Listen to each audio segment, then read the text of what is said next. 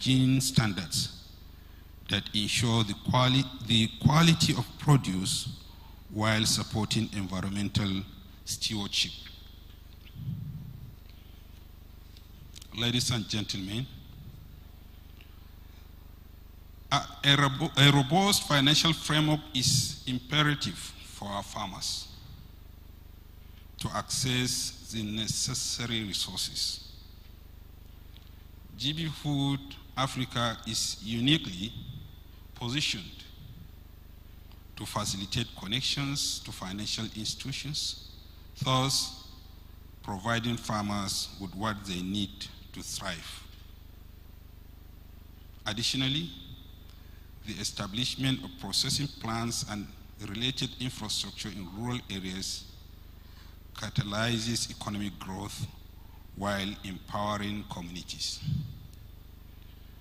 By enhancing access to markets and providing stable sources for local farmers, GBHub Africa fosters resilience in our agricultural system.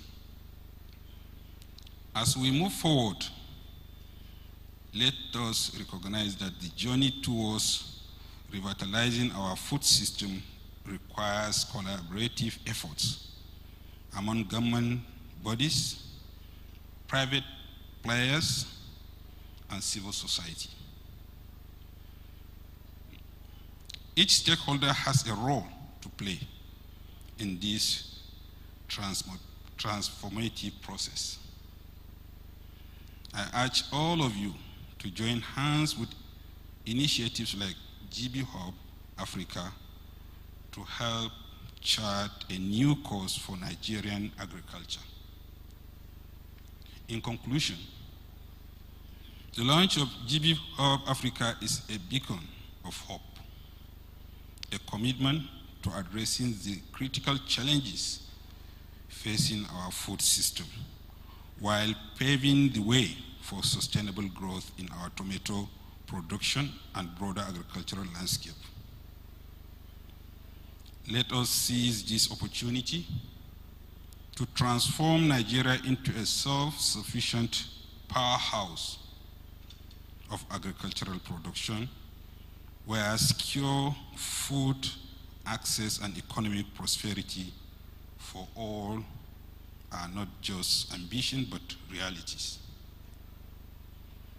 I extend my deepest gratitude to GBHub Africa for taking the lead in this immensely important initiative, and I look forward to witnessing the positive impact it will have on our communities and economy. Thank you, and may the initiatives we undertake today yield a fruitful outcome for the future. God bless the Federal Republic of Nigeria. Thank you.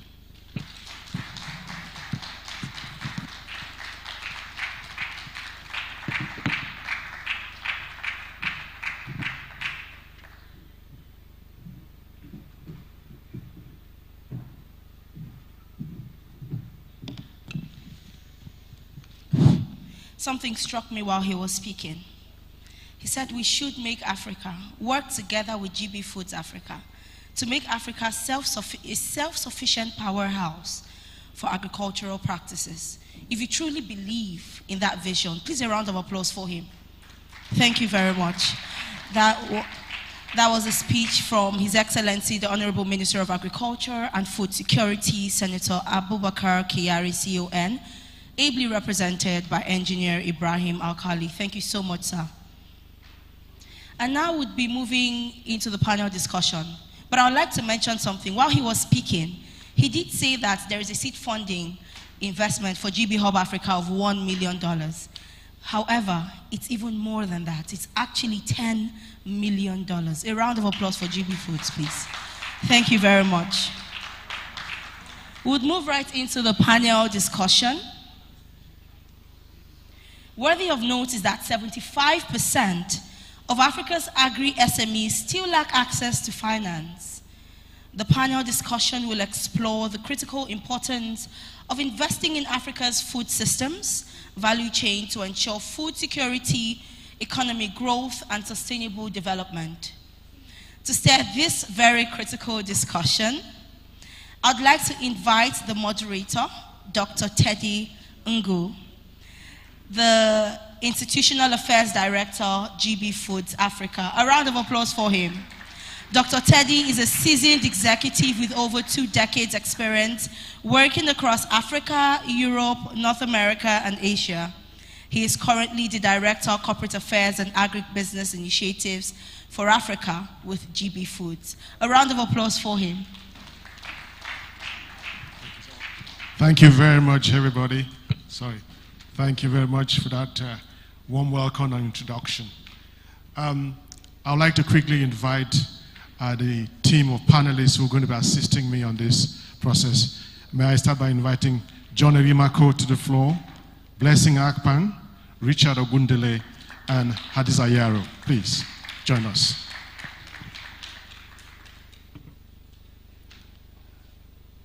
As they come to the stage, I would just like to also draw your attention to 1 or 2 things about agriculture. The African Development Bank says agriculture represents a 1 trillion with a T, opportunity as by the year 2030.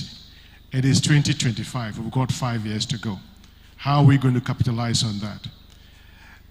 When we are at the Nutrition for Growth conference in Paris a few months ago, the Minister for Cooperation in France, he said, for every dollar invested in agriculture, you make an incremental $23 in GDP in the economy. So a multiplying effect of 23. There are very few industries that have that kind of impact in any society. Government cannot do it alone. We need the private sector, and that's what GB Foods is here to showcase. If you imagine and look at feudal societies a long time ago, they emerged from feudalism into progress through agriculture. It doesn't matter which society you look at, which country you look at. They started off with agriculture, invested in agriculture, then into processing, and then they went into other industries. When the stomach is full, you can think about other things. And then once you get there, you start thinking about how they look and something else. The catalyst for growth in most societies has always been agriculture. Now, if we start talking about Europe, people will say, oh, that's Europe, it's not Africa. But look at other emerging markets like Brazil and Thailand. They have done it and done it successfully. Thailand did it with rice, Brazil largely with sugarcane and soya beans. We can do it in Africa. We can do that in Nigeria. So I'm going to start off by allowing the panel to introduce themselves. To the far left is John Erimako, who is the project lead for Trade Lender. After him is Hadiza Yaro, Dr. Hadiza Yaro. She's the country manager for East West Seeds, followed by Richard Ogundele, who is the founder, CEO of GMSF Agro, and finally, Blessing Akpan, CEO or founder of Yena Agro. So I'll invite the panel to introduce themselves, starting with John in the far corner. John, you have the mic. Hello. Can you hear me? Okay. Yes, we can. All right. Good morning, everyone. It's nice to be here. My name is John Erimako, and I lead the projects and partnership team at Trade Lender. And what we do at Trade Lender is we service the underserved MSMEs in whatever industry they are, either in construction and eventually agriculture. So what we do is we have like a whole lot of MSMEs that subscribe to us, and then we finance them. We give them advisory services, and we foster partnerships with partners all around the country that help us to also meet their needs in sense of capacity building, especially with the farmers. And for the farmers in the country, we have a pool of over 60,000 farmers that we support currently, especially in the north, and a large part of them are women. So it's nice to be here with the panel. Okay. Thank you. Good morning, all. My name is Dr. Hadiza Yaro. I'm the country manager for East West Seed in Nigeria. East West Seed is a tropical vegetable seed company that works in over 83 countries in the world. Basically, we work with smallholder farmers, and we have all ranges of vegetable belonging to about 70 portfolios, and of course, varieties over 800. In Nigeria, we have our social corporate responsibility. That is the knowledge transfer that works in Kaduna and Kano. And we work basically with over 50,000 smallholder farmers. But for the commercial entity, we work from the north to the south to the east of Nigeria, where basically every year we set up demonstration plots for smallholder farmers. Smallholder farmers are the backbone of our community. And basically, they are the ones feeding our mats that we're seated here. So if we don't build the capacity of smallholder farmers, someday we'll wake up and we don't even have food, meaning we'll all go to bed hungry. So that is what East West Seed does as a company in Nigeria. Thank you very much. Richard. Good morning. Good morning. Can you hear me? Okay. Good morning, ladies and gentlemen. My name is Richard Ogundele. I'm the CEO, GMSF Agribusiness Nigeria, and also the Executive Chairman of Greenport Nigeria. For GMSF Agribusiness, we are an agribusiness advisory services provision company. We advise companies like GB Foods and other international development agencies who want to do agribusiness value chain promotion in Nigeria on exactly what to do, how to do it, getting the proper data you require, and helping you to position and channel your activities. Without proper information, you can't really achieve your goals. We work a lot with the smallholder farmers, and we've done a lot of collaborative activities with private sector firms, and we ensure that that missing gap between the production and the processing is filled to ensure that there's the linkage, which the Minister of Agriculture mentioned, linkage between the processors and the farmers. We make sure that that linkage is smooth and the output is beneficial to both the farmers, which Hadiza is interested in, and the processors. In Nigeria, we are happy to be part of all of this, and we are ready to assist or support any firm who is willing to invest what is required to get the results. Thank you. Thank you very much. Finally, Blessing. Thank you very much. Good morning, everyone. My name is Blessing Akpan. I'm the CEO of Inyene Agro Processing Factory Limited. I specialize in setting up modular processing facility in rural communities closer to the farmers. I started my farming business with just 14,000 naira, and that was 2018. And it might interest you to know that as of today, we have successfully set up our modular factory that is running, and we started with 5 farmers. Now we have over 200,000 farmers in our network. We started in Akwa Ibom State. What we do is all about curbing post-harvest loss, bringing processing facility closer to the farmers in the rural community. And when we talk about modular factory, it's cost efficient.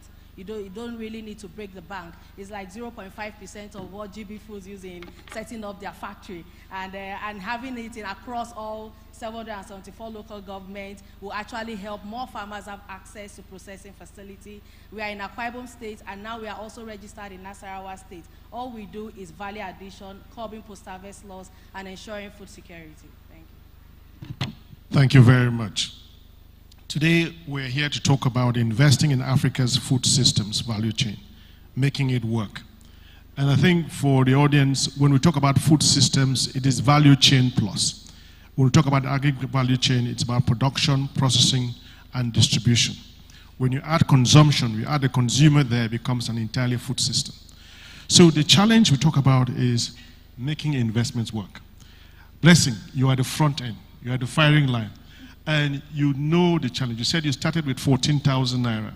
14,000 naira in 2018 was not up to $100. Yeah. And today you have 200,000 farmers working with you. So which means you're one of the best persons to tell us what the challenges you're facing are and what the farmers need from us in terms of financing them to make it work. Yeah, thank you very much. And I'm glad I'm the one handling this particular question. Because starting with 14,000 naira, sincerely speaking, as a graduate, I had to bootstrap a lot of things. When I said I started with 14,000, people were like, Are you sure, or is just one of those motivational speakers? No, I am not one of those motivational speakers. I literally started with 14,000 naira. How?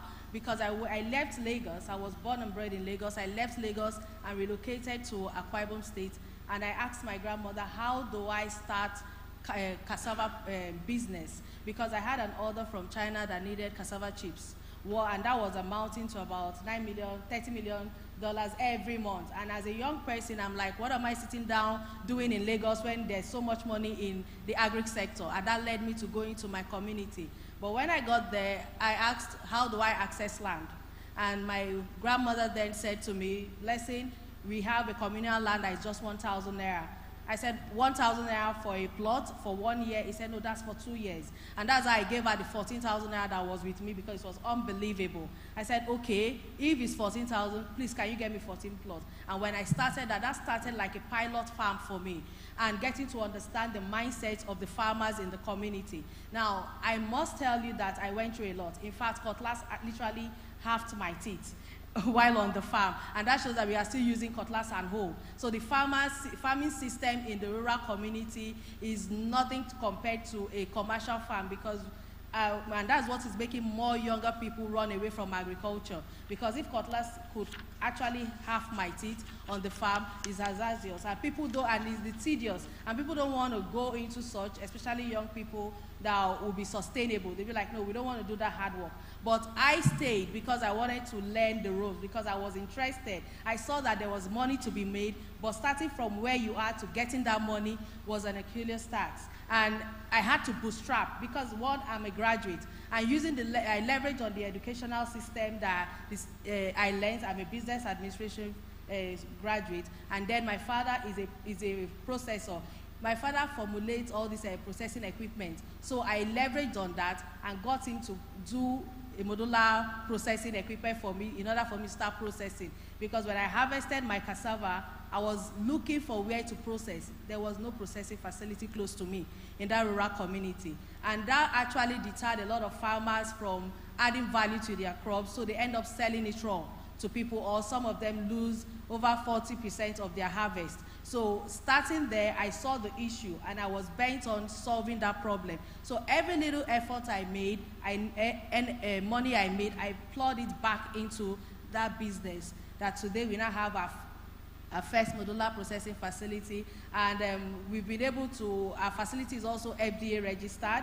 We have our NAFDAC, and our product is actually being exported. So the lot of problems that we face, we are still in the rural community. We do not have electricity. In fact, for the past 7 years now, I've not seen power. Our transformer is bad. So I literally still use the manual way of processing. And my father created a particular equipment for me that just 5 liters of fuel, I can process 1 ton of cassava. So it's cost efficient. So a lot of innovation has been kicked in due to the problem we are having. And poor infrastructure, no road network, transportation. When we started, we were still using bicycle and motorcycle to carry most of our cassava from the farm to the factory. But as we bootstrap through our system and won Google Hustle Academy SME funding in 2022, we used that money to buy our first bus that will be able to convey our cassava from the farm to the factory. So imagine what it will feel like for all those farmers that they are not even educated and they are not financially inclusive. It's a whole lot of tax and issue to process one cassava, and the farmers cannot even afford the food they produce. Thank you very much. Hadiza, you've been doing this thing, working with farmers for many years, for as long as I can remember meeting you. And you've been to over 40 countries working with farmers and seeing how they do these things in other countries. What are the good, the bad, and the uglies you've seen in other markets, and how can we learn from them? Okay, thank you very much. Looking at farmers all over the world, they are all the same, I can tell you. They have basically the same problem, and they have basically the same solutions. So if you look at a typical farmer or any startup, the first thing they will say is finance. But then if you really diagnose the root matter, beyond finance is the knowledge. Because if you don't have the knowledge to use the finance, then of course, at the end of the day, it ends up in disasters. If you can take sample of maybe insurance companies or banks The money is there, but then the question is, how is it accessible to these farmers? They don't have a valid business plan to start with, because you need to prove from point A to point B that if you're giving that finance, you are able to handle it. But that's on the bad side. But then it doesn't mean that things don't work elsewhere. They really work, and then you don't live in isolation. Sometimes when you speak with farmers, the guy is there in his little village doing everything all alone without actually looking at like minds. If you go to advanced countries, you see that farmers don't work in isolation. For example, I took a trip to Israel. If you go to Israel, the farmers have their clusters. They have what they call the kibbutz.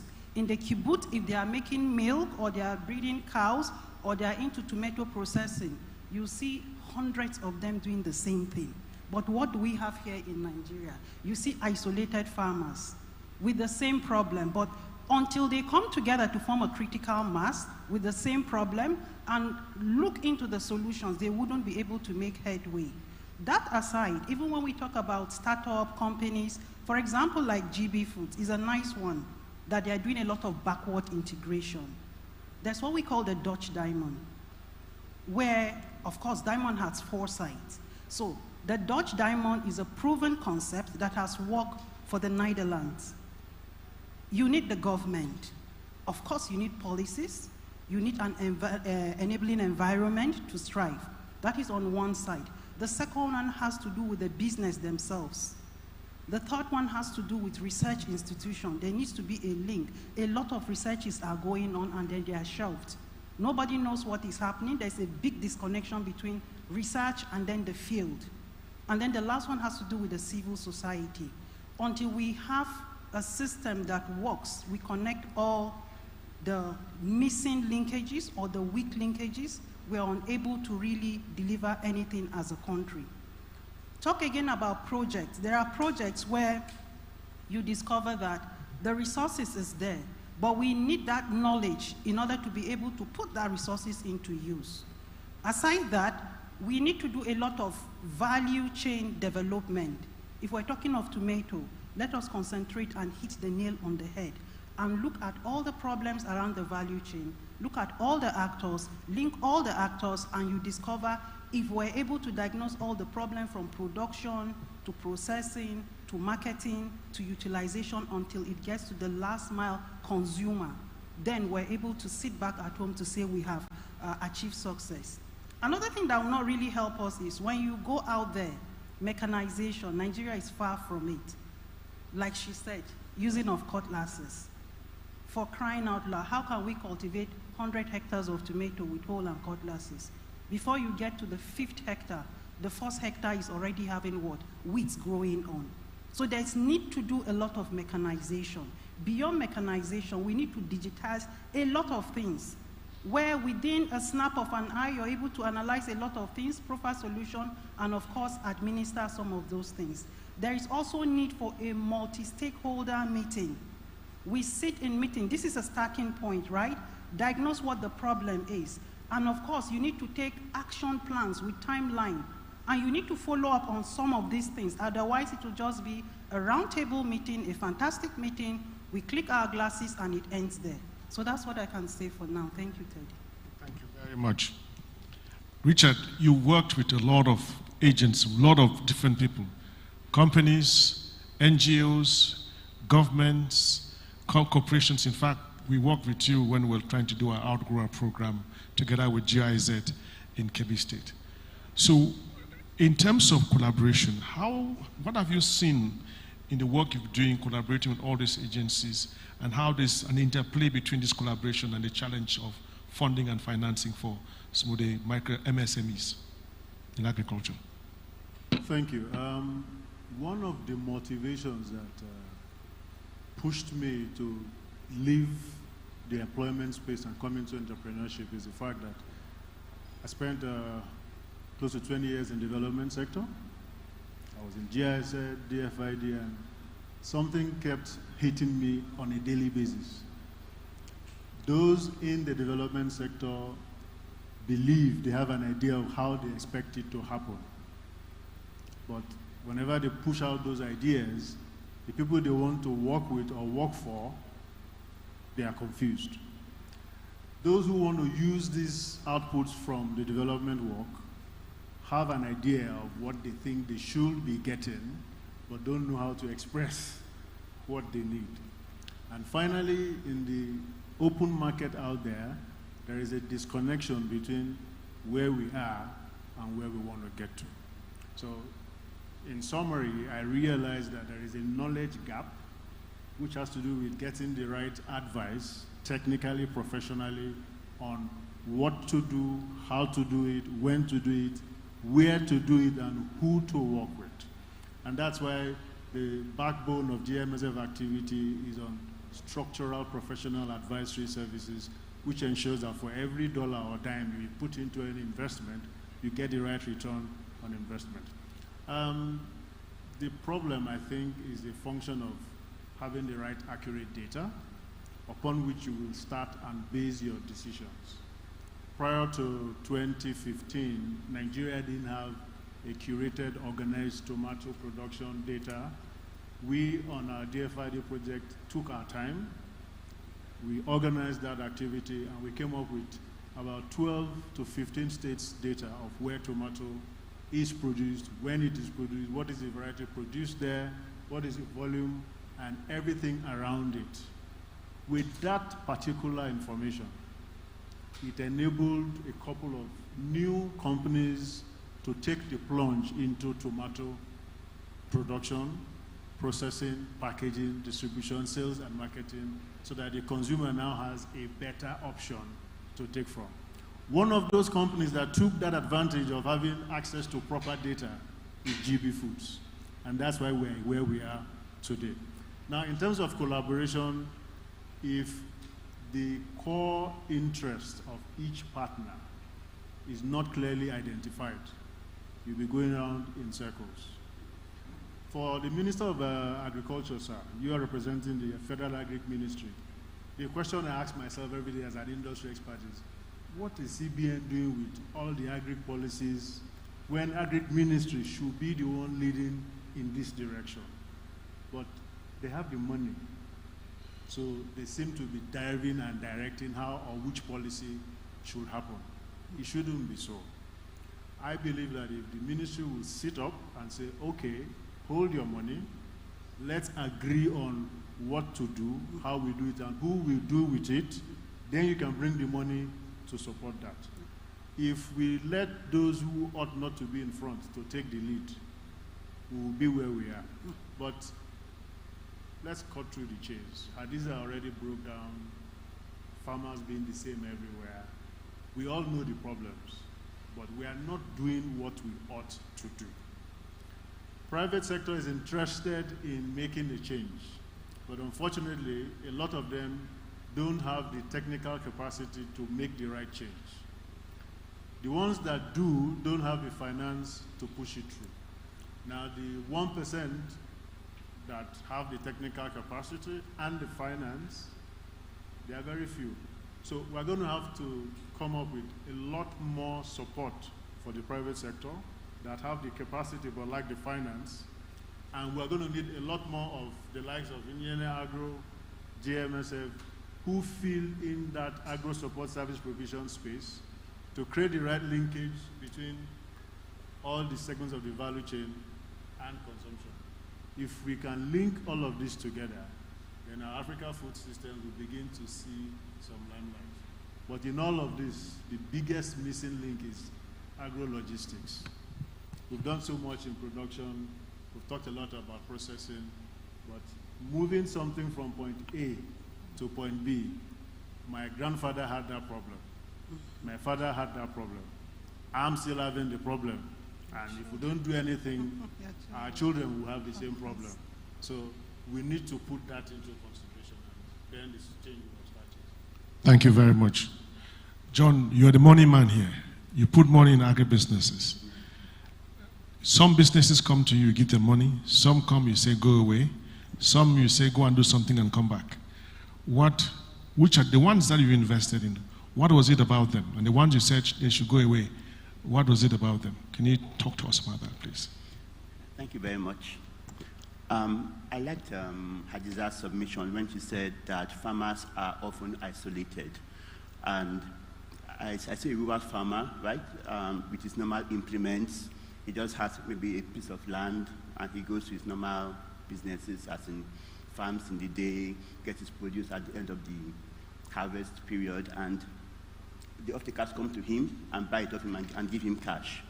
So that kind of person can't access financing because he doesn't have the financial literacy, he doesn't have an account, he doesn't have a proof of what he can, of what he has done and what he can do. I think that's the major challenge with the Nigerian farmer or the rural farmer, and we have a large chunk of them within this range. So what we often advise is that they come into collaboration, like Adiza said, from cooperatives, and we collaborate with the head of these cooperatives. And then sometimes they don't even need financing. What they need is the inputs they need for their season, say the machinery, the seedlings, fertilizer, and we have an agreement with them at the end of the season to say, okay, when you are done, you bring it, we pay you a part of the funds, and we can pay the rest later after it's been sold. So what has worked for us is partnerships with different organizations that are in the field, working closely with these farmers and able to identify their needs, either financing or non-financing. And that major issue, again, which he said is infrastructure. We can't access these farmers. They don't have no network to reach them. So a lot of things are going digital these days. Even agriculture is going digital. So we need to look at policies and ways to bring infrastructure to the rural areas such that we can also access them and give them financing directly through stuff like mobile money, which is being done in Kenya and some parts of the East Africa. Okay, and then we don't also believe in giving the farmers a loan. We believe in the whole ecosystem to say, okay, how can we get partners around that will support these farmers with machinery? So if I have a company that wants to lease machinery to the farmers, I would rather finance that farmer, that company, who's going to be close to the farmers, and they can go and lease this machinery from them as at when they need it. And then we can also have arrangements around warehousing for them. So there are a lot of things we can finance, not just the farmer. And like I said, financial literacy, capacity building is key, which we also do in TradeLender. Thank you very much, John. So, Hadiza, very briefly, you talked about the knowledge challenge over more than finance. But if anybody listened to the president of the African Development Bank recently, he was talking about the challenge that a lot of farmers always have with looking for collateral. In the markets that you worked in, how did they handle the challenge of farmers providing collateral? Because most people who give a farmer financing or a loan want to look for collateral, and sometimes that's a challenge. Can you speak briefly about that, please? Okay, that's an interesting question, Dr. Teddy. In other parts of the world, like I mentioned, people don't work in isolation. People sometimes ensure themselves. For example, if GB Foods as a company feels, I need tomato maybe in Kebbi, and I have maybe 1,000 farmers to work with. If there is trust, because sometimes even in finance, if there is no trust, you wouldn't even get that money. So if GB Food as a company who is on one side of the value chain, he can ensure those farmers, right? But if on his part or on the part of that company, there is no trust, that will not be done. So in a value chain, that's what we call the champion. You need to identify who the champion is. Is it the producer? Is it the marketer? Is it the processor? Then you come to a consensus. The champion is the person that will drive the chain, and if you're able to drive the chain, you can, of course, ensure any other person within that value chain. But when we begin to work in isolation, or people are working in isolation, it absolutely does not even make sense to sit together, to reason, to know what the problem is, and of course, get a solution to that. Thank you. Thank you very much. Richard, you mentioned a lot of things, but one of the key things I took away is you talk about getting the returns. You talked about disconnecting knowledge, etc. But at the end of the day, when you talk money, you talk returns. How have the people all these people who are collaborating with the farmers and the SMEs, how have they ensured that in the projects that they worked in, that the projects gave the returns that kept the financing people interested? Okay, for those in finance, like our gentleman here, they have a challenge of not understanding what the agri cycle clearly is all about. So they can't structure their products to suit the needs of the farmer. And when the farmers themselves come together to put money into a common purse to produce, they really become wary and scared of how that output is utilized.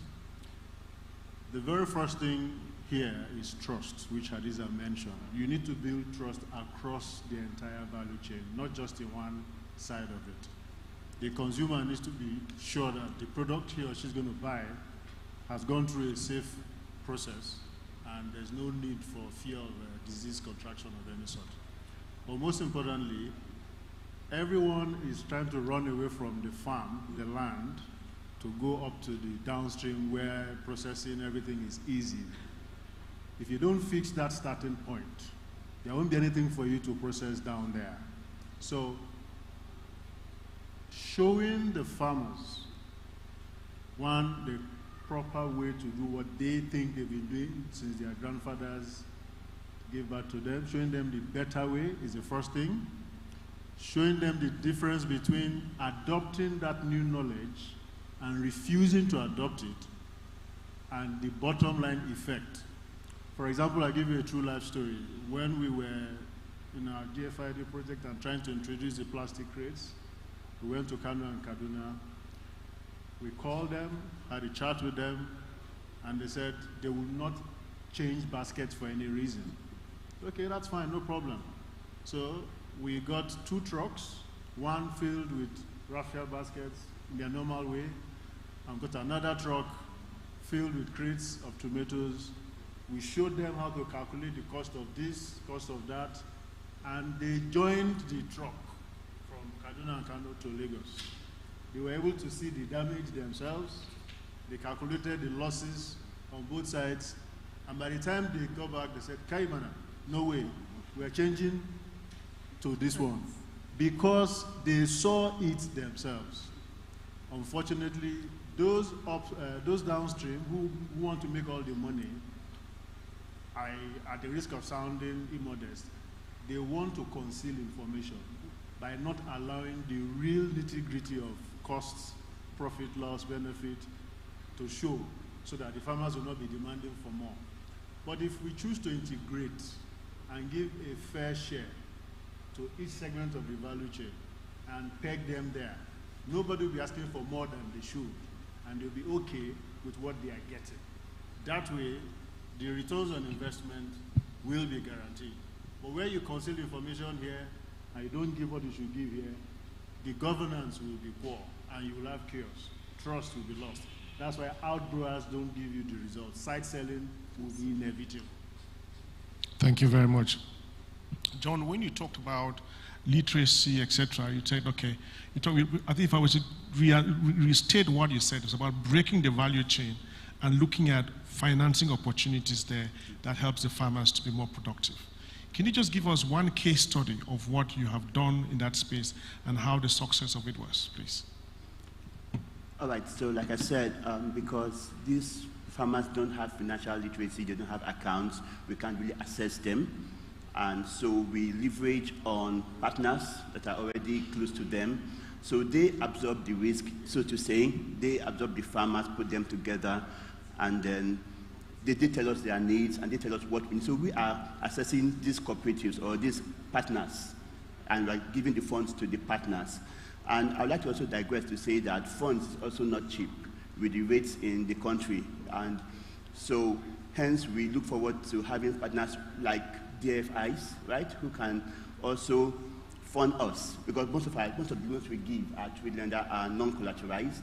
Yeah? So we need those partners to give us funds at lower rates so that we can be able to fund these other partners on the field who attend to the farmers. So eventually, through capacity building, as they go, we help them to say, okay, you can have an account where you can have your proceeds go in, and then we can eventually help assess you to say, okay, this is what you need, and this is what we can help you do to grow and scale. Thank you very much, John. Blessing, you started in 2018 with 14,000 naira. In fact, it was even less than $50. And you got your first funding in 2022. That was 4 years after. Why did it take so long? Number two, and you have all these farmers you're working with. How are they getting funds to do their business? Thank you very much. Our first funding actually was when we won the Tony Lumelu Foundation seed funding grant, the $5,000. Why did it take us so long? And that was in 2022 as well. Why did it take us so long was each time we apply, they keep telling us, you don't have collateral. You don't have the necessary, turnover. In fact, and at a point there was a bank I banked, at the bank we banked with, I told the man that today you keep telling me about turnover. We are just a startup business that started with 14,000 naira. And so far, we've been able to have our first million in 1 year. Then the second year, it keeps growing by 10%, 10x. And you still tell me that I don't have the right turnover to meet up your loan criteria. At what point, is it when I now become a billionaire that you now start chasing me to give me funding? Now that I need the funding to enable me scale up, you are not there for me. And the man was like, oh, we are very sorry, Blessing, there's nothing we can do. I said, okay. And now, with the farmers I'm working with, because it's a community, and what we did, we set up cooperative, like everyone said here. We've done it all. We had to set up a cooperative, a collective effort, because a tree cannot stand alone and be called a forest. So everybody pulling their resources together, we kept bootstrapping, I kept bootstrapping, until with the knowledge I had, I kept applying for grants. And the first grant now came through for us in 2022. I think that was one of our best years when we started breaking through after applying for so many loan facility and we get turned down. We had a lot of no's that could lead us to depression, but we kept on going. So we won the Lumelu grant, and that helped us to set up another wing of buy another equipment for our wet segment. And then we kept applying again for another grant, and then we won the Google Hustle Academy, SME funding. And that led us to buying our bus that we talked about, moving our produce from farm to the factory. And that helped us save 40% of our profit margin, because prior to getting our bus, our profit margin usually goes to from farm to the factory, because we have clusters of farmers every local government. So moving to that local government will cost us a lot of money. So we were able to save from 150,000 naira on logistics to 30,000 naira, because we now own our own bus to move our things to our factory. Now, after that, we now got the NGCare's support, World Bank support, and it was 500,000 naira working capital to help us pay our workers, because each modular factory employs at least 10 people directly. So imagine we've now set up 704 local government modular factories in all those local government. 10 multiplied by that, that's direct employment given to those people in the modular factory. And a lot of the farmers in that region will be able to bring in their produce, because agro-commodity exchange. Now, when they harvest, prior to now, when they harvest, they take it to the market and sell. If they are lucky enough for the market to hold, they will sell. If not, they bring their cassava back. Some of them rot. But since in our existence in their community, we encourage them, once you harvest, bring your cassava to the factory. We weigh it. We give you a token showing you how much you're going to make once we add value to it and sell. So after sales, we bring in 45% goes back to the farmer, which is higher than just selling raw cassava in the market. So we know that with our modular processing facility, if funded, we could be able to identify a minimum of 500 people doing similar thing, agricultural produce in a community. And once we identify them, we set up a modular factory there to help add value to that crop, so that those farmers can now compete in the market, in the open market, both local and international. And since we are also registered with NEPC, we are able to also export our produce, and it helps in a lot of the value chain, because seeing a lot of smile, because I usually ask myself, why am I still doing this? It's a lot of work, looking for funding, bootstrapping, midnight writing of grants, proposal to get grants, and hoping that you get a yes instead of a no, because you know the next mileage needs to be covered. And at the end of the day, when I ask myself, why am I still here? Because I get tired doing what I'm doing. But when I look at the faces of the people we've impacted, those farmers being able to send their children that were not in school to go back to school, we've actually paid them 1 year scholarship for a twin that was in that community. We've actually seen a lot of families send their children back to school because multidimensional poverty is actually in the rural community. So facing them heads on and seeing them live better life is one of our greatest joy, and that's the impact story that has been driving us to keep going. Thank you very much. I heard this story when we met in Paris yes. at the Nutrition for Growth conference. Yes, I was invited as the I was an international advisory group member for that nutrition. Absolutely, and we thought it was important that this story is shared here. Now, we've done a lot of talking on this stage, and there are a lot of people on the floor whom I believe must have a question or two. So we're going to start off by taking 3 questions from the audience, and thereafter we'll come back to the panel. So when you ask your question, you can choose whom you want to answer that question, or you can just leave for us to decide who would answer for you. So the people on the floor, if you have a question, please raise your hand, and we would now take it from there. Yes. This microphone behind you, sir.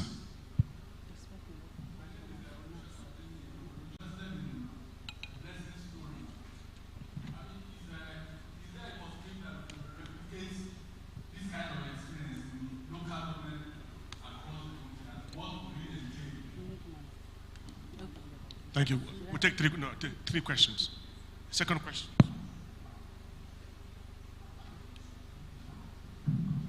Second question, okay. Yeah, good one, okay.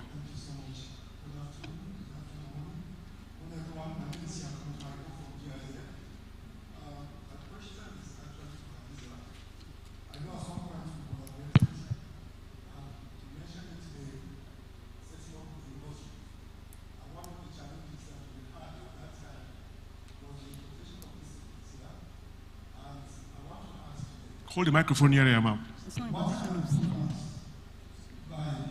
your organization to really produce this within the country. Because at some point, I understand, please correct me if I'm wrong, is that they were imported somehow. Yeah? So what are the plans that your organization is putting in place?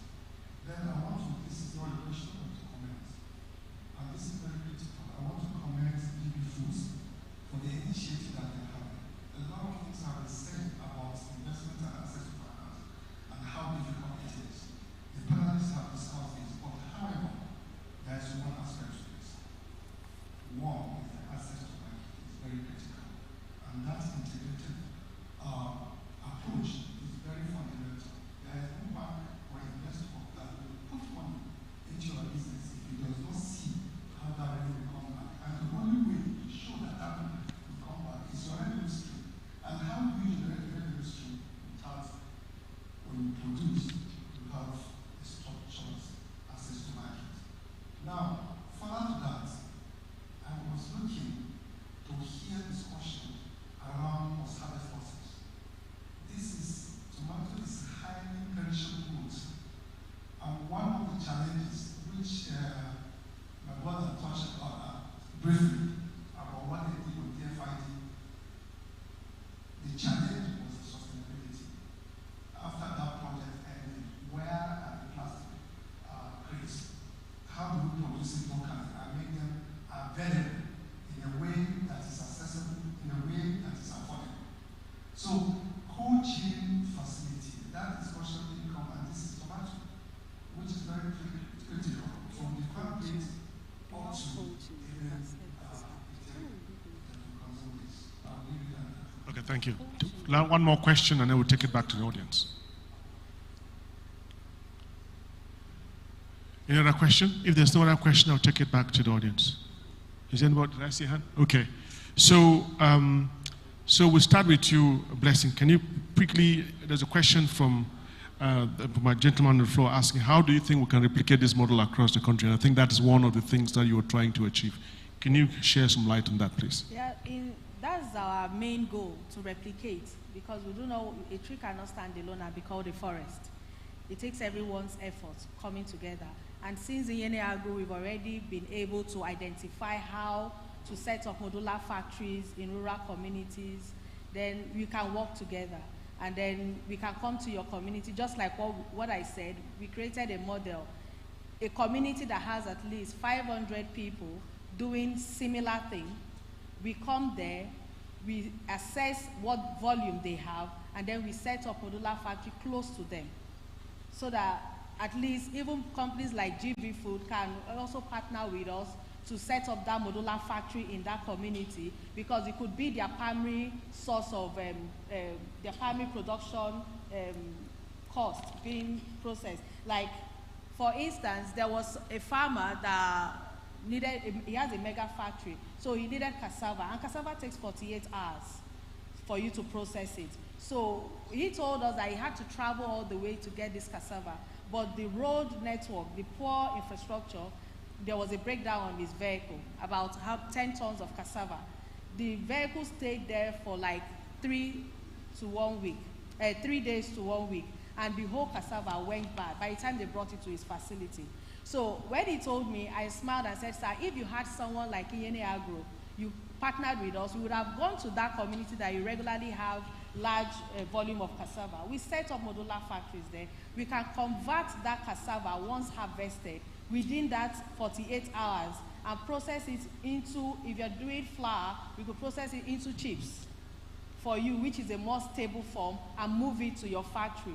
Or if you're doing gari, we could process it into dry cake, which before it gets to you, that fermentation process will give you your necessary Ijebu gari based on the output that you want. So the similar way, in that community, once we assess and have a minimum of, say, 500 people that produce the same thing, we can set up a modular factory there based on the end product and who the partner is for that product, and help them do a primary processing to stabilize, give you a stable shelf life, and move it to the company.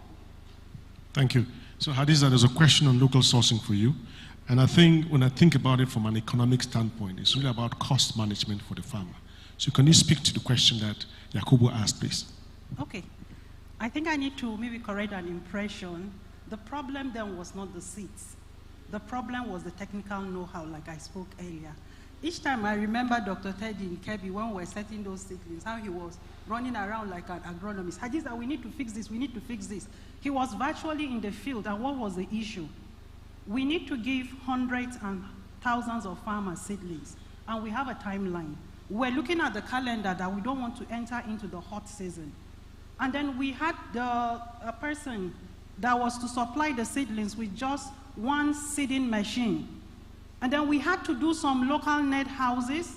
The people he had on field cannot even have the technology or the competence to raise those seedlings. We are a seed company, but sometimes we stick our heads to ensure that the agronomic practices are carried on well. Can you show me one successful seedling company in Nigeria? I don't know one. You see them in their little settings doing their own thing. But please, if you travel, for example, to the Philippines, there's a company we work with, Farm Ready. Just Google that. Farmers are organized. The technology is there. But in Nigeria, if we must really develop the vegetable sector, vegetables are not to be thrown in the field like field crops. You need to raise a nursery. And when you go out there in the field, the farmers are still struggling on how to raise a seedling. And I can guarantee you for free, 50% of the losses starts from the nursery. Even in terms of diseases, right in the nursery, if you have disease, forget that farming, because you're going to transfer it to the permanent site. So it still boils down to the fact that I'm reiterating the technology is missing. That's one. Then two, I want to chip in a bit on, I'll steal your question, Richard, on post-harvest losses. When you asked that question, you spoke about cold storage, and I whispered to Richard, I think the cold storage should be in the market. To start with, what James 4 did was actually fantastic. And because I'm in the field, there are a lot of people that have imbibed that. For example, Bunkasa in Kano, he still has that investment. But for you to access technology, it comes with a cost. Because if Bunkasa should break down the cost of renting a plastic crate, setting up a hub, you discover it's almost impossible for farmers to even key in. So much more, he's partnering with maybe state governments. If they are able to step in, he's able to build some of those hubs. If you're traveling to Kano, right around Zaria, you see a hub for those plastic crates. It's still in existence. And when we talk about post-harvest losses, I want to also speak in this forum to say sometimes, beyond just the trace, what are the genetics that the farmers are using?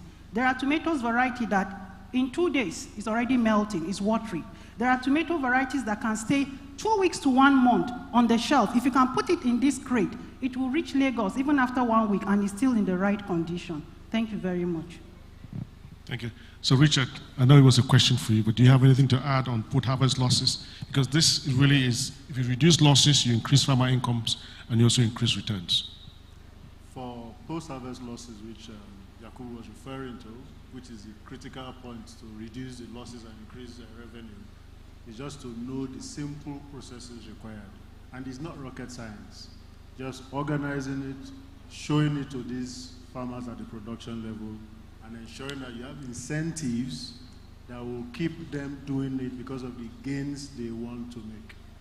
Farmers don't just like to do certain things if they can't see that there's a return at the end of it. So it's a very simple thing. Show them the numbers and they will follow. Thank you very much. So we only have 5 more minutes left. So we'll take one more question from the floor and then we'll wrap up. Any question? No, I think you've asked one question. Let's give the opportunity to somebody else. If I have nobody else, I'll come back to you. Is there anybody else on the floor who has? Okay. Yes. Yes, sir.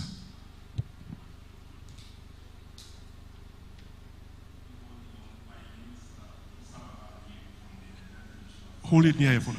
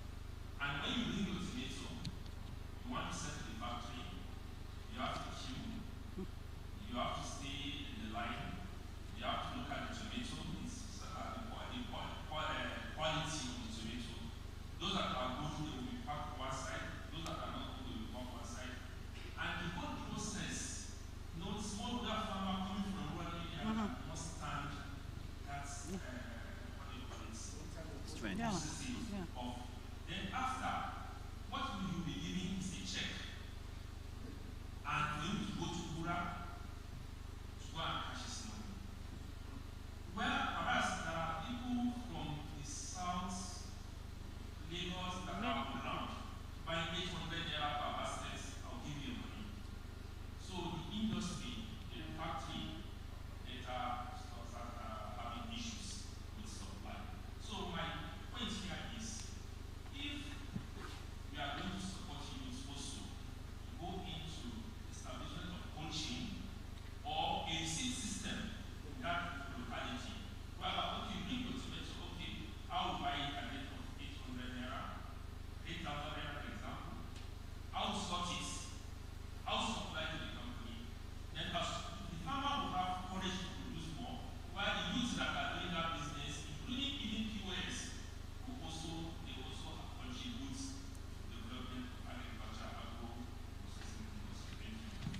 Thank you very much for that intervention. I think that intervention generates, in my mind, one question, and the last question that I will give to John. I think you are the financing side of this thing. You talked a lot about pre-financing, payment for services, forming cooperatives.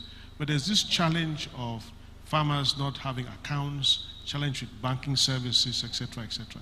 In your work as a lender, as a financial services provider to the farming community, what are some of the techniques and challenges you face in trying to address this issue? Okay, so like I said, making payments to farmers is always a hassle. And times when we've had to do any payments in the rural areas, you have to go there with cash. And I think that's not sustainable.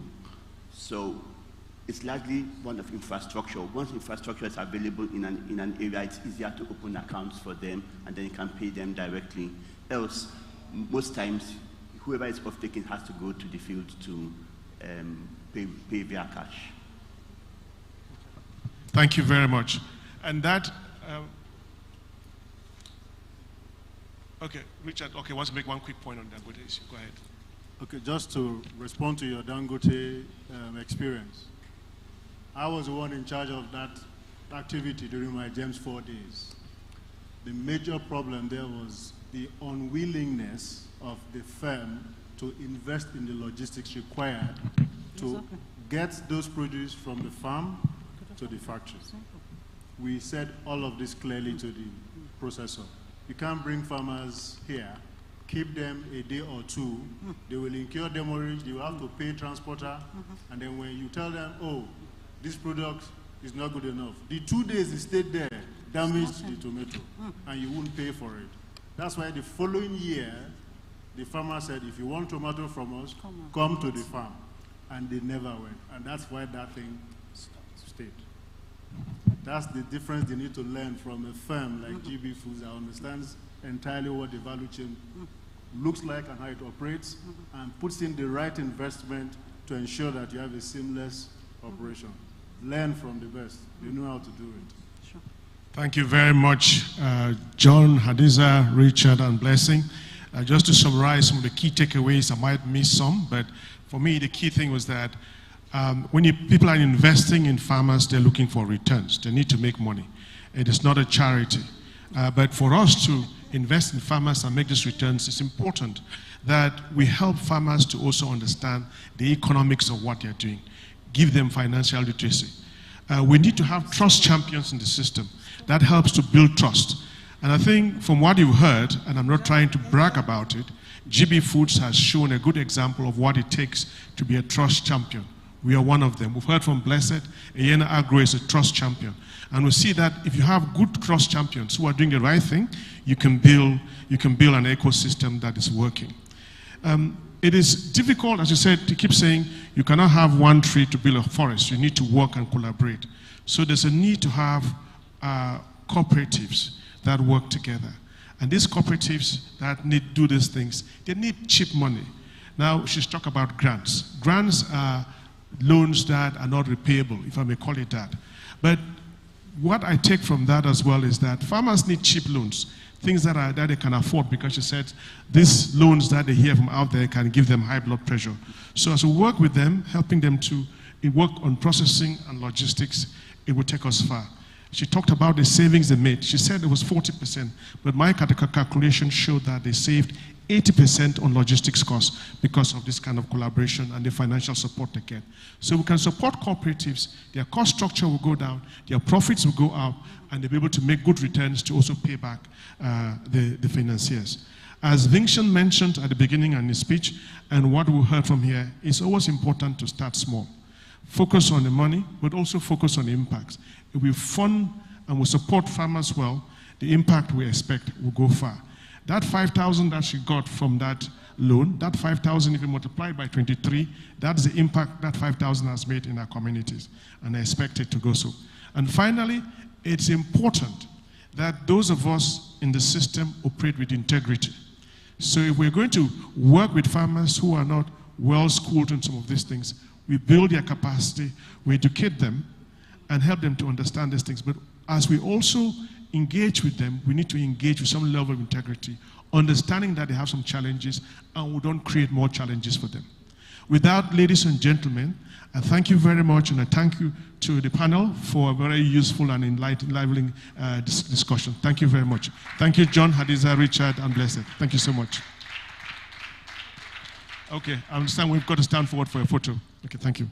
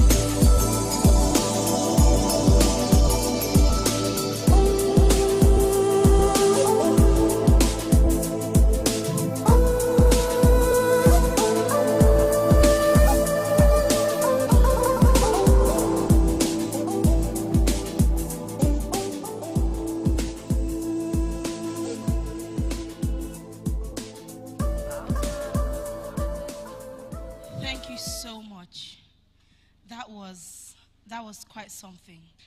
You know, and while, you know, the panel discussion was going on, listening to Blessing just reminded me that, yes, I actually farm myself, though. I have farmed rice in Benue before. And just seeing how much scale has gone into that. And that just really shows us that what we're about to birth today, the GBHub Africa, is possible. And its impact in rural communities, in unserved and underserved communities. Please, a round of applause for all of the panelists and our moderator for such a salient one. Thank you. We have paid keen attention to our opening remark, the speech, keynote address, and a very insightful panel discussion. But we have also prepared something exciting for everyone present here. Our distinguished guests, today we are birthing something phenomenal and incredible. But before then, we do have a dance troupe, some of the greatest and most talented Africans. You can take my word to the bank, at least after their presentation. I'd like to make welcome on stage right now the Magic Steppers. The Magic Steppers group, thank you very much. Thank you.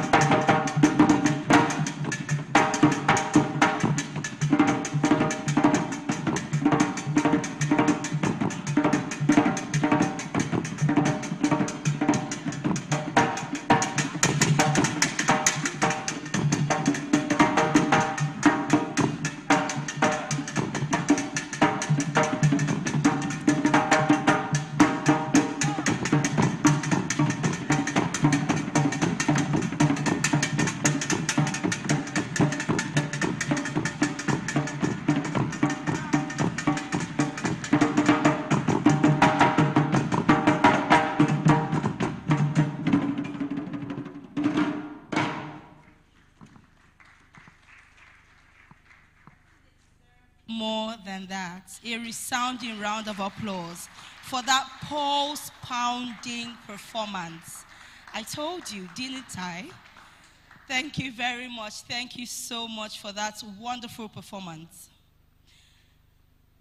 Pictures tell 1,000 words, perhaps, but videos, 1,000,000 words. We would be presenting a video now ahead of the official unveiling. However, a video of the GBHub Africa story. Please, gaze should be focused on the screen while the video plays.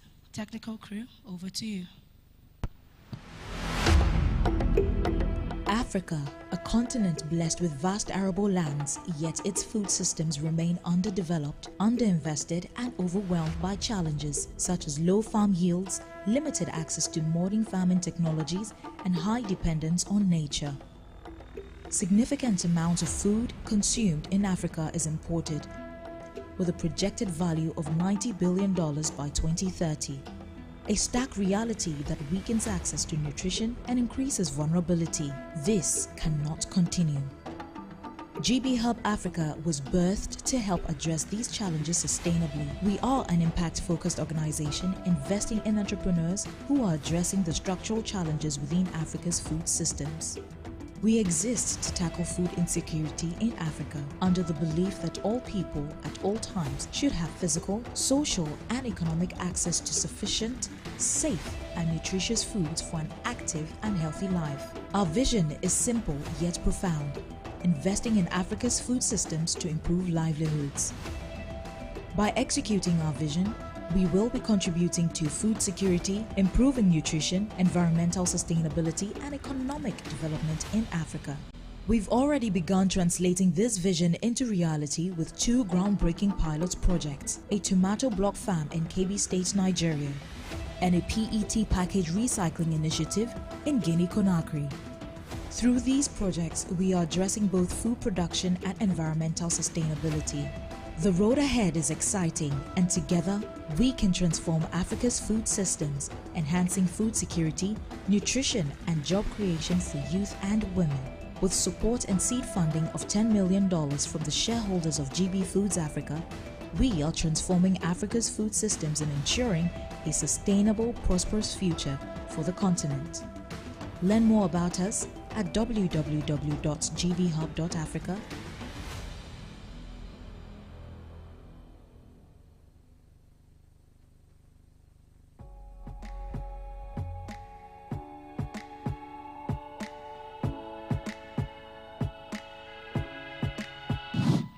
Thank you for that, technical crew.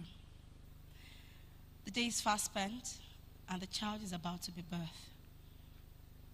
I'd like to bring on stage a man who I like to describe as a round peg in a round hole through the impact of his work in GB Foods Africa. Please join me as I welcome the indefatigable Nelson Madiba Amo, GBHub Africa Executive Director, for his presentation. A round of applause for him as he walks up, please. Thank you. Let's maintain that applause until he comes up here. Thank you very much. Thank you for your kind words. I don't know one thing I like about Nigeria, and I can't explain. When I picked up this role with GB Foods, my first project for a demonstrative farm, my location I chose was Nigeria. I don't know why. And to formally launch the baby, the location I chose, again, is Nigeria. But I live in Ghana. And as much as I love Nigeria, good people, great nation, I want to serve it on record that the Jollof War would not end with you because Ghana holds the title. Just had to add that. Great. So, can we kindly have the slides? We have a continent that is said to be one of the youngest, or in fact, the youngest continent in the world. You have about 70% of our population being young people across the continent. It's not different from Nigeria as well. If we need to create jobs to tap into what you call the demographic dividend of Africa, we need to look at the sectors that are the most opportune to create these jobs. But beyond jobs, you also have a continent that is really importing a lot of food onto the continent. How do you create jobs for young people? At the same time, how do you reduce this import of food? How do you enhance access to nutrition for children, women, and the aged on the continent, as well as young people? We believe that there is a huge potential, but untapped, very latent in the agri-sector of the continent. And if we can tap into this potential, we can create jobs, we can create access to nutrition, reduce the food import bill, and enhance food security. We saw how they were fighting over that basket of vegetables. That illustration they did, it's not just drama. That is the reality in some places. And if we're not careful, people will keep on fighting aggressively for what to eat. GB Foods has been operating, a lot has been said, over a number of years on the continent. And the vision has been, how do we move beyond business as usual to business as impact? So GB Food, in this narrative of business impact, created a new vehicle which is being launched today called GBHub Africa. And the vision is one, invest in Africa's food systems to improve livelihoods. And how do we do that? So we are a for impact organization, and it's very deliberate. We are for impact. We are not a for-profit or a non-profit, as others may call it. We are a for impact organization that is investing across Africa's agri-value chains to enhance livelihoods. And we had examples from the panel about the cost of funding to farmers and to startups and what have you. How do you drive the right impact investments in Africa's value chains on the agri-sector to create the right impact you want to see? And so we do what is called smart investments, and I'll explain that. For example, when we are investing in farmers, possibly in a collective, we give them what you call interest-free loan. Interest-free loan. So if you put 1,000 naira in your farm, we expect you to nurture that. We'd give you technical support. We have an agronomist who would work with you, help you to enhance the yield. We give you access to market. We make sure whatever produce you are doing, there is guaranteed market for that produce, create that impact, and you can pay back that 1,000 naira. That would go to the next farmer. So very cyclical. We're very, very intentional about the impact we're creating. And we understand it goes beyond money, as the panel said. It goes beyond money. We will not just give you money and expect that you can do well. We will not just give you training and expect that you can do well. We do a collective approach to investing in these value chains. So that's just one example. What are the areas we focus on? We also understand again from the panel that if you try to tackle one side of the challenge and you leave other sides unaddressed, you have a clog in the system. So we understand, like a conveyor belt, how do you address all points of that conveyor belt? So we have, first of all, in farming, for farmers to do well, you want to address the issue on inputs. So there's the seedlings, but quite importantly, there is the fertilizer, there's the pesticides they use. So we are investing, for example, in organic fertilizer producers locally. And those kind of inputs to go back to these farms to enhance what they do. You want to work with local startups who can take poultry manure, can take cow dung, and manufacture fertilizer out of that. And we want to invest in some of those value chains in the country.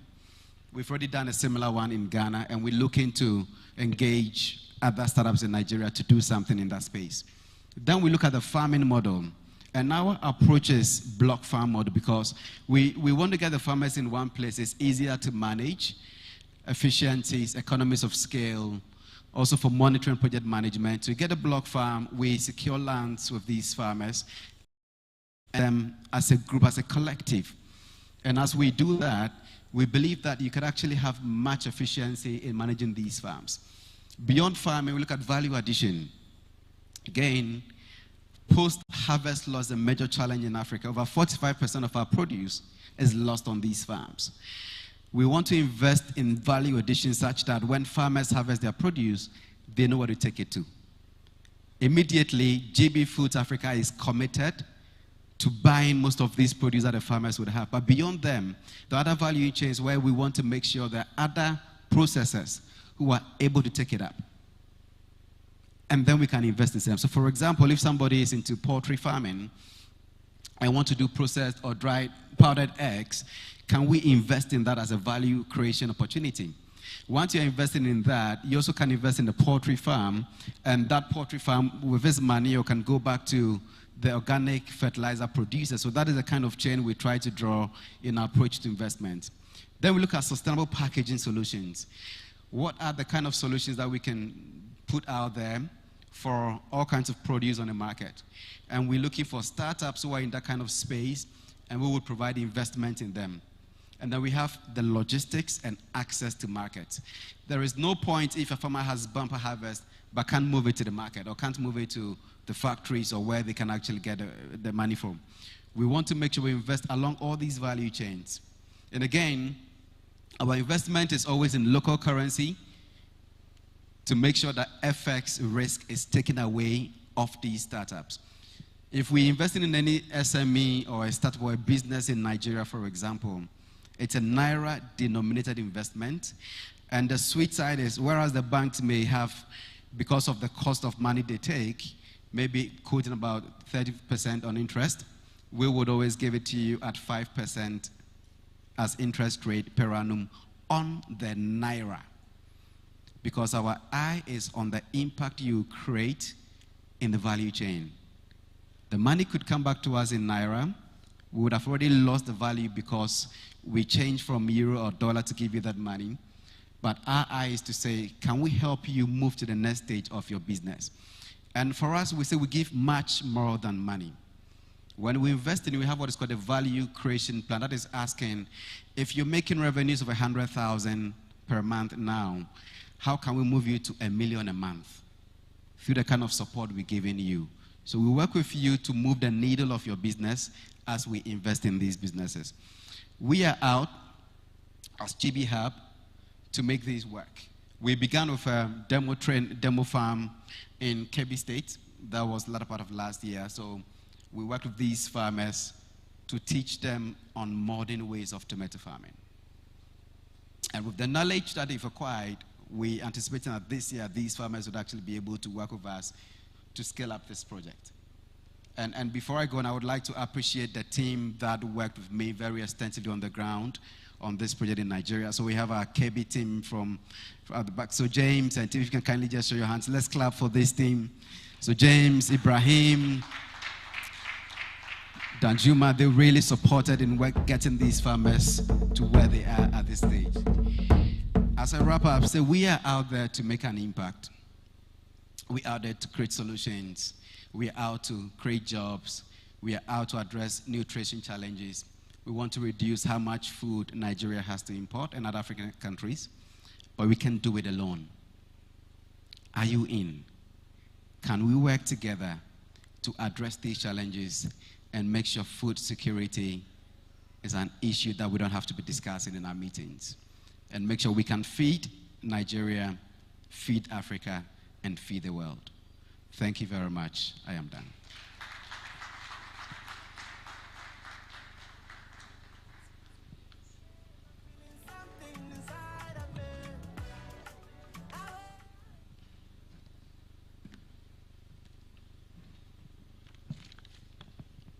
Thank you very much, Nelson, for that.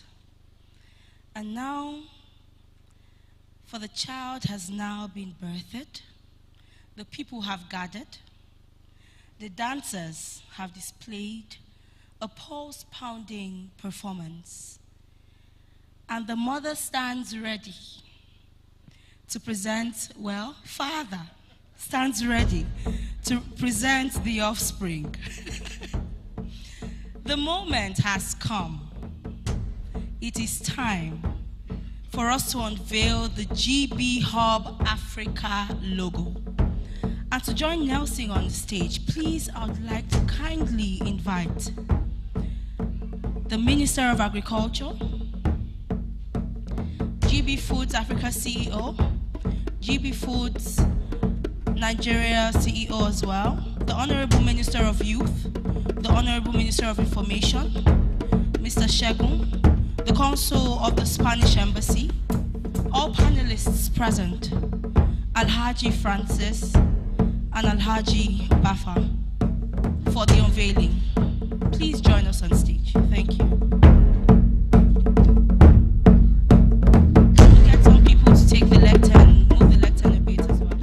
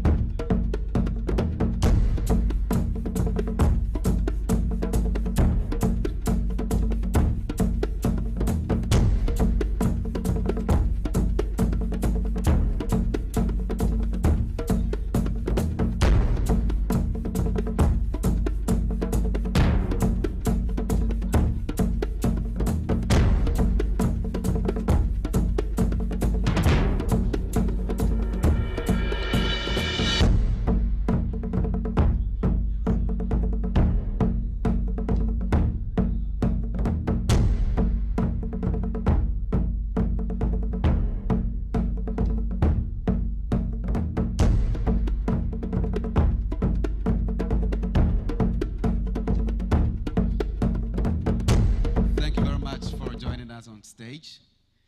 And to outdoor the baby, we have the outdooring ceremony this morning. We would like to formally welcome the Minister of Agri-Rep to help us with the cutting of the ribbon and then declare this formally launched.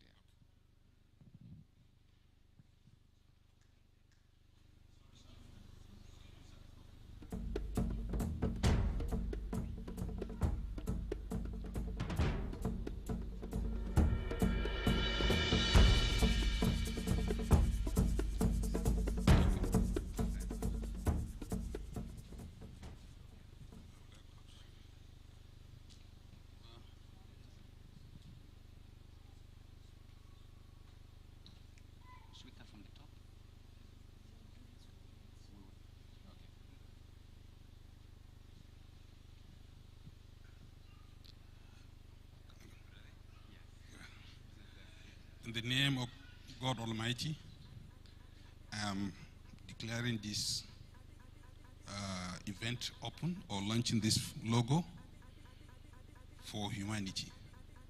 I'm the best my generation ever seen. I came suddenly, I be like never been. I never since, I never miss. I be smashing, I be killing everything.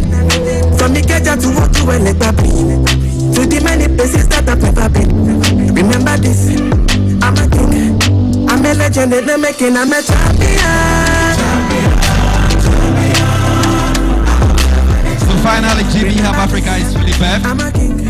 And we have the pleasure to do this in no other place than Abuja, city of Nigeria. We are so excited to see this, that fire alarm will go very soon if we don't turn this fire off. I never since, I never miss. I've been smashing, I've been killing everything. From the Keja to what you will let that be. Right, so the journey has just begun. The journey of impact along the food systems value chain in Africa.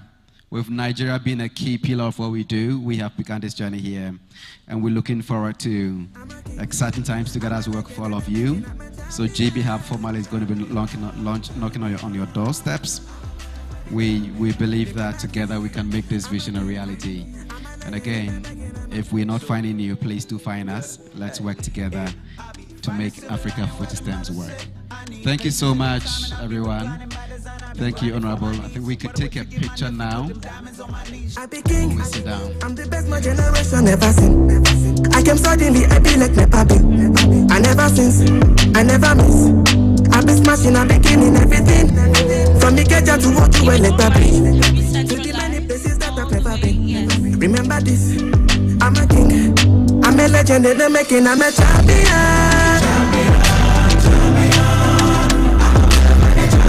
Remember this, I'm a king. I'm a legend in the making, I'm a champion.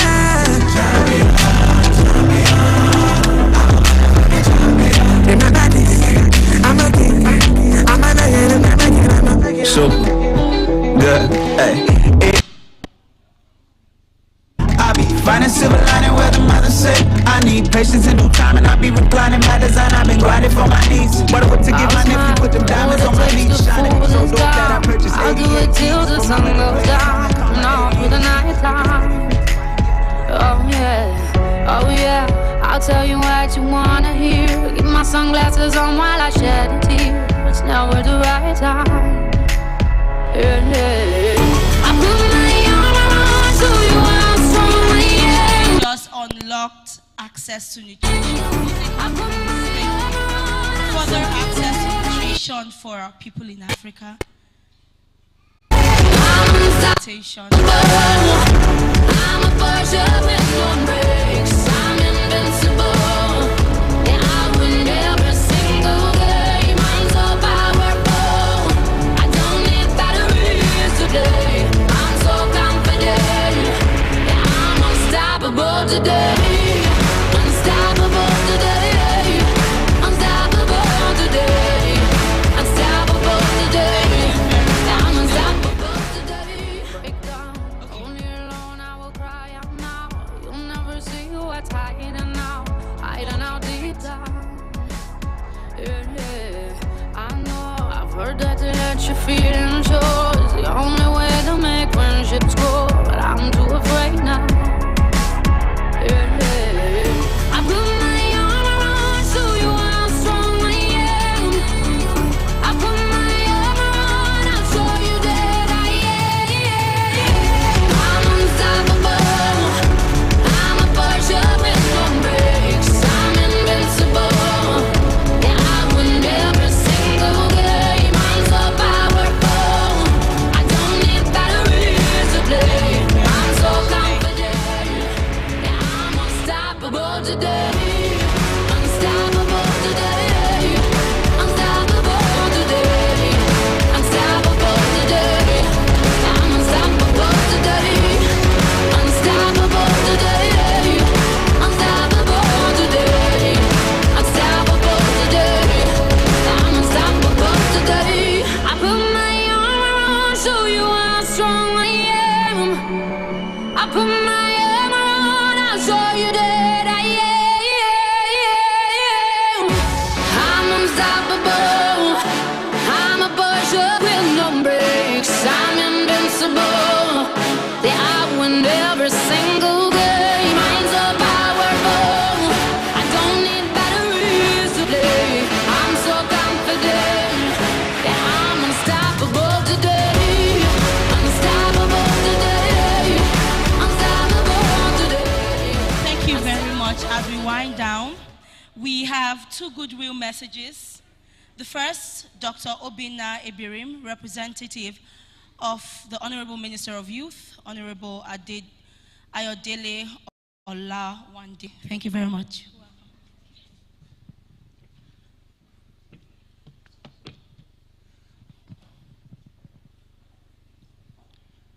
Good afternoon, everyone. All protocols duly observed. The representative of the Honorable Minister of Agriculture, Information, Development Partners here present, the CEO of GB Foods Africa, the media, ladies and gentlemen. I'm delighted to stand here today on behalf of the Honorable Minister of Youth Development, Comrade Ayodele Olawande, at the occasion of the just concluded launch of GBHub Africa. He has asked me to start this speech by commending GB Food Africa for the outstanding contribution to job creation, economic development, and food security in Nigeria. Your journey over the past 8 years, investing over 50 billion naira, establishing local manufacturing, and directly employing over 2,000 Nigerians, most of whom are likely young people, is a shining example of impartment investment.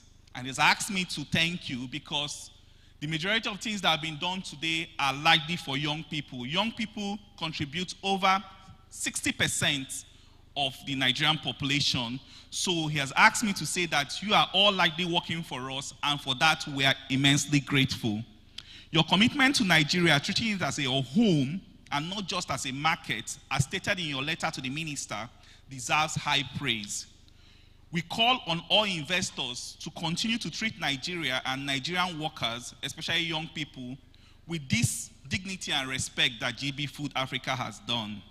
The Honorable Minister is particularly impressed that GBHub Africa has not taken the easy route of focusing only on exporting agricultural produce, but has instead invested deeply across the entire agricultural value chain, from production to processing. Your work in backward integration, especially in the tomato industry, where you have become Nigeria's largest grower and producer of tomato concentrate, is commendable. The establishment of GBHub Africa, like we've done today, backed by a $10 million seed fund, is a testament of your commitment to deepening impact, supporting small and growing businesses, and creating opportunity for our youth. He also asked me to commend you because he has noted from what he heard that majority of people working in your KB farm are young people, and for that he has asked me to express his gratitude. These are transformational and aligns with the agenda of the renewed hope administration of our father, President Bola Ahmed Tinubu, to create jobs, enhance food security and nutrition. At the Federal Ministry of Youth Development, the Honorable Minister, Comrade Ayodele Owande, is focused on creating a pathway for young Nigerians to thrive economically, socially, and creatively, ensuring that all youths are supported, empowered, and protected. We have initiatives like the YEDEP, the Youth Economic Intervention and Decarbonisation Program, which at the moment is collecting a database of young farmers in Nigeria. As of today, that database has about 4.3 million Nigerians who have registered.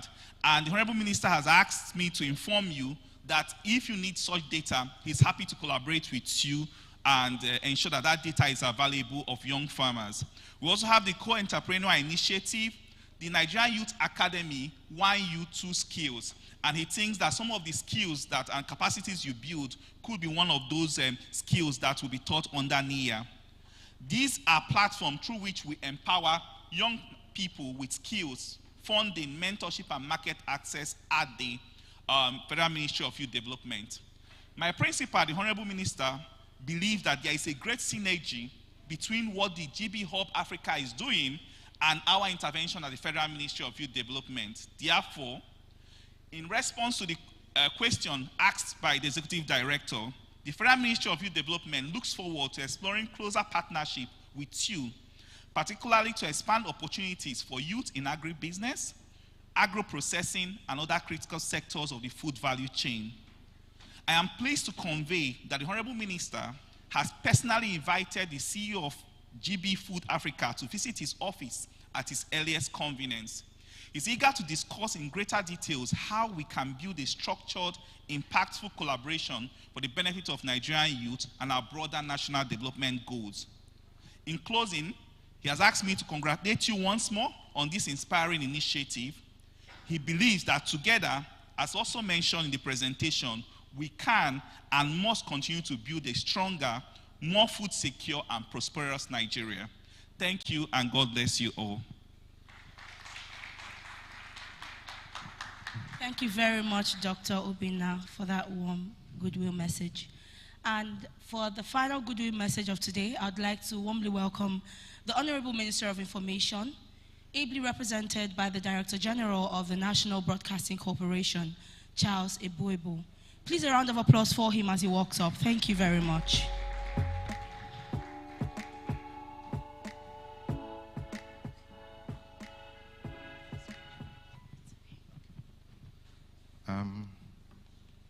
Distinguished ladies and gentlemen, allow me to rest on the established protocols. I wish to convey the apologies of my Honorable Minister, the Minister of Information and National Orientation. Duty called and he had to travel this morning, so I was called to represent him.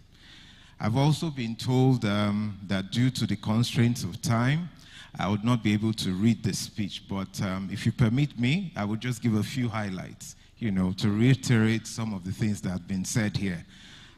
First and foremost, I want to congratulate the management of GB Foods for your investment, your initiatives. What you're doing is commendable. we can't talk about anything in this century without talking about utilizing data, utilizing digital systems, and you're bringing it to local farming. That's quite commendable. It's also in alignment with the national policy, that has been put forward by the Ministry of Agriculture and Food Security. There's so much that has been said. I mean, some of these are eye-openers for some of us who are not involved in agriculture, and it's quite interesting what is happening in that space. For me, who, as the DJ of the NBC, we talk about digital tools, we talk about where media is going. One of the key points stated here was communication, capacity building for the farmers. That is key if you're all going to be on the same page. So we want to commend you. I personally want to commend you for what you've done. I know we would grow with this, you will grow with the nation, and there's so much that will come out of this. That's without a doubt. I want to also put some more emphasis on innovation and technology. I believe there's a lot of capacity building that needs to be done. I listened to the narratives and some of the examples given about engagement with local farmers, transportation, preservation of food need, building localized hubs and all of that. I think what you're doing, you would still need to do some hand-holding. That comes without, a doubt. There are so much preconceptions. I mean, we saw what happened with food when, for those of us who used to live in Lagos, the prices of food went up astronomically. And later it was revealed it was in the process of transportation. That's where you had all the hurdles, and, something had to be done in that space. So there's quite a lot that needs to be done. The minister is really quite interested in this, and he asked me to convey his support that whatever needs to be done. I mean, like I said, this is in alignment with the national policy on agriculture. He's ready to throw his weight behind it. And for us in the NBC, you can count on us. So with that, I want to say God bless GBHub Africa and God bless the Federal Republic of Nigeria. Thank you. Thank you very much. Thank you very much, sir, for your goodwill message. And we have now come to the close of today's event. And for the closing remark, I would like to warmly welcome, once again, the CEO of GB Foods Nigeria, Mr. Vincent Egbe. A round of applause for him. Thank you. Thank you, Irene. Thank you, everybody. We are at the end of the beginning. If you remember 7 years ago when we said that we were going to build the biggest and #1 mayonnaise factory in West Central and East Africa in Nigeria, people say, would you do it? We did it with Bama. And barely 5 years later, we've more than doubled that factory. It's now 2 lines that are working there. We said as well 6 years ago that we were going to be investing in excess of $20 million in the tomato value chain. We've done it. Today we account for 75% of Nigeria's tomato concentrates. Why am I saying this? We say, we do. We say, we do. We are very serious about what we're saying. With GBHub Africa, we are really serious about this value chain. And so, please, thank you for coming and witnessing, but this is just the beginning. As a favorite thing my boss says, this is just the beginning. Your collaboration, your cooperation, finding us the right partners, the opportunities, whether it's with government, the communities, everywhere, to ensure that we're able to build this together and that we gather together and say, this is a success story. You know, we are not into talking points. We are not doing election.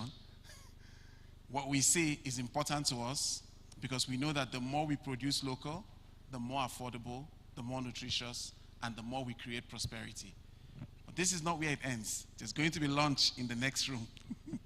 So we are all going to just move to the next ballroom 2. We've prepared a proper 5-star 3-course meal to enjoy together. So thank you, and thank you.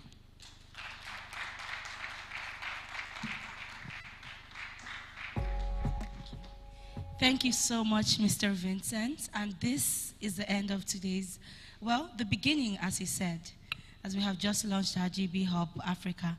So we'll be going out for lunch now. Kindly, those on the first row, please step out while the rest of us, follow suit. However, Ngozi right in front there, please show by, she'll be meeting some of you who she would like to interview. Kindly oblige her. Thank you very much. I remain your host, Lady Irene David Arinde. Thank you.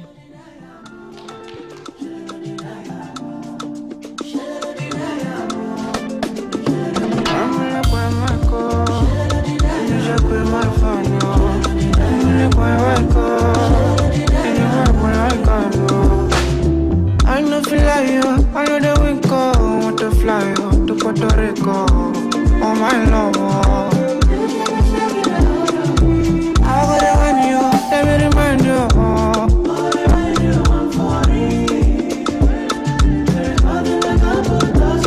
Oh baby, I do for you. Every urgent, baby that's my number. I'm out. Why yo?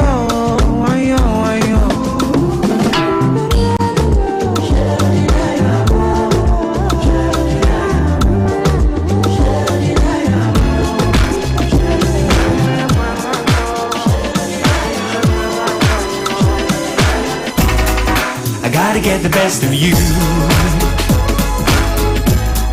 I gotta get the best of you now, baby. I gotta get the best of you. I gotta get the best of you, my baby. Ever since I had your love, it's been moving me around. Beautiful feeling makes me high. Maybe love won't let me down. Small wonder you would hesitate to lay your love on me. What a sensation, I can tell just how happy we could be. I gotta get the best of you. I gotta get the best of you now, baby. I gotta get the best of you.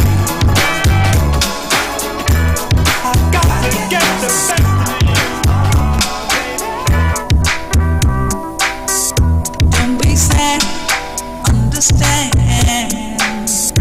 Everybody has a day and the sun stays away. Take on in a new tomorrow. Living more love between makes for a brighter day. Never need worry, let one love set you free. One love, keep us together. Living in a world, it's a struggle to stay alive. One love, keep us together. Living in a world.